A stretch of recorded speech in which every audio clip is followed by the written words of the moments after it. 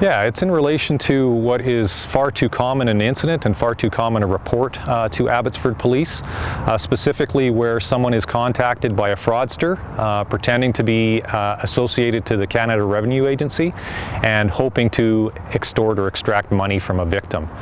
In this case yesterday, it took an unusual turn where a male and a female actually attended the Abbotsford Police Department, let us know what was going on, and let us know that they had previously transferred about $1,500 to these fraudsters.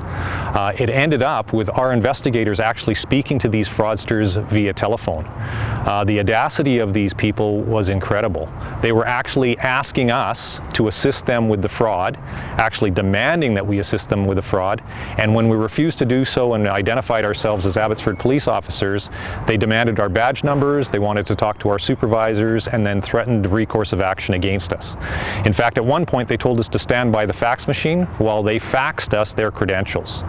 We were able to ultimately recover the $1,500 for our victims, although I want to emphasize they were very frightened and they were somewhat reluctant to come to police because they felt so threatened, and they certainly felt that there would have been negative recourse if they had actually gone to authorities. So this serves as a reminder that this fraud is still quite abundant out there. We want to encourage people, number one, to recognize that it is a fraud and to contact their local police immediately. Were these fraudsters from Abbotsford? We believe that the phone calls were placed from offshore, but again, high pressure, high intimidation, and although this type of behavior demonstrates a boldness, a brazenness, this is criminal behavior.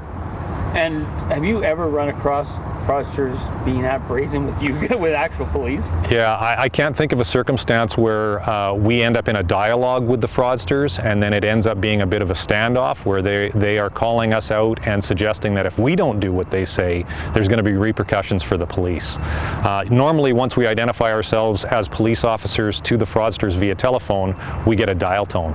Yesterday, we ended up in a heated exchange, let's put it that way.